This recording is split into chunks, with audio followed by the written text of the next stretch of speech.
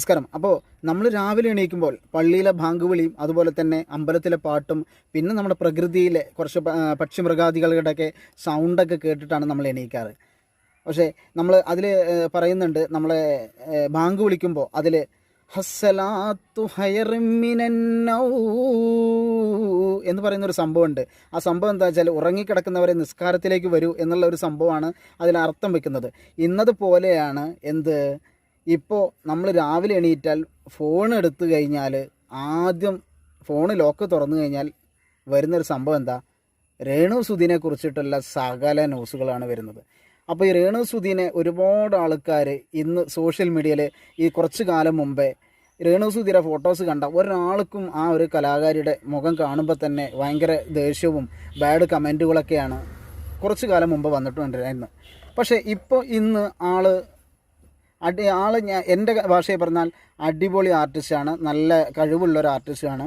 പിന്നെ നമ്മൾ കുടുംബം നോക്കാൻ വേണ്ടിയിട്ടും കുട്ടികളെ പട്ടിണി കിടത്തണ്ടെന്ന് വിചാരിച്ചിട്ടൊക്കെ പലവരും പല തൊഴിലിറങ്ങുന്നവരുണ്ട്. പക്ഷെ അതുപോലെ സുധി എന്ന് പറഞ്ഞ കലാകാരൻ മരിച്ചതോടുകൂടെയാണ് ഈ രേണു സുധി ഈ രംഗത്തേക്ക് വരുന്നത്. അതുവരെ നമ്മൾ ആരും ഈ രേണു സുധിയുടെ മുഖം കണ്ടിട്ടില്ലല്ലോ. അപ്പം നമ്മൾ ഒരു മരം അത് മുറിച്ച് മാറുമ്പോൾ മറ്റൊരു മരം പൊന്തി വരും. ഇന്നതുപോലെയാണ് അവരെ കുടുംബം ഒരു ദിവസം കടന്നു പോകാൻ വേണ്ടിയിട്ട് അവരെന്തെങ്കിലും ജോലി അവരെ കയ്യിൽ ആരും വെറുതെ കൊടുക്കില്ല. ഒരാളും 10 പൈസ ഒരാൾക്കും വെറുതെ കൊടുക്കില്ല. അപ്പോൾ ഈ ഒരു സംഭവം അവരെ കുടുംബത്തിന് കുട്ടികളും മക്കളെയും നോക്കണം എന്നുണ്ടെങ്കിൽ അവർ തെണ്ടിക്കണം. അവർ തെണ്ടിച്ച് കഴിഞ്ഞാലേ അവർക്ക് അത് കിട്ടുള്ളൂ. അപ്പോൾ അങ്ങനെ അവരെ ജീവിതം വഴി മുട്ടിയപ്പോൾ അവർ ഈ ഒരു കലാഫീൽഡിലേക്ക് വന്നു.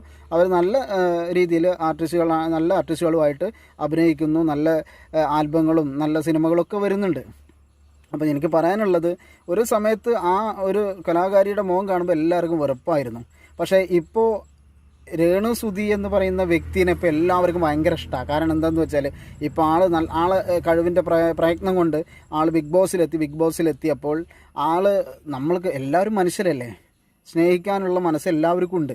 പക്ഷേ കുറേ ആളുകൾ ഇത് വേറൊരു തരത്തിൽ കണ്ടെത്തുന്നെന്ന് മാത്രം. പക്ഷേ ഇന്ന് ബിഗ് ബോസിലെ ഏറ്റവും നല്ല കണ്ടസ്റ്റൻറ്റ് രേണു സുധിയാണെന്നാണ് എൻ്റെ അഭിപ്രായത്തിൽ. കാരണം ഇപ്പോൾ ഈ ഒരു ബിഗ് ബോസ് ഇതിൻ്റെ മുമ്പേ നടന്നതിലൊക്കെ ഏറ്റവും നല്ല ആർട്ടിസ്റ്റുകൾ ഉണ്ടായിരുന്നു. പക്ഷേ ഇപ്രാവശ്യം ഏറ്റവും ഊള പിടിച്ച ആളുകളാണുള്ളത്. അതിൽ എന്തായാലും ഇപ്പോൾ രേണു സുധി, ഇപ്പോൾ അക്ബർ എന്ന് പറഞ്ഞ ഒരുത്തൻ ആൾക്കൊരു സേഫ്റ്റി ടാങ്ക് എന്നുള്ളൊരു പേരൊക്കെ ഇട്ട്, പക്ഷേ അതോടുകൂടി ഈ ബിഗ് ബോസിലുള്ള ഇപ്പോൾ എത്ര ആളുകളുണ്ടോ അവരൊക്കെ മൈനസായി കിടക്കുകയാണ്. രേണു സുധിയാണ് ഇപ്പോൾ എല്ലാവരും സപ്പോർട്ട് ചെയ്യുന്നത്. അപ്പോൾ അവരെ ദൈവം കാണിക്കുകയാണ്, ദൈവം കാണിച്ചു കൊടുക്കുകയാണ്. അവർ ഇല്ലാത്തവൻ ഉള്ളവന് എത്തിച്ചു കൊടുക്കും. ദൈവം അങ്ങനെയാണ്, ഉള്ളവന് അവിടെ കിടത്തി ഇല്ലാത്തവനെ കയറ്റി വിടും. അത് ദൈവത്തിൻ്റെ ഒരു കഴിവാണ്. അതുപോലെയാണ് ഇപ്പോൾ രേണു സുധി കയറി വരും എന്നുറപ്പ്.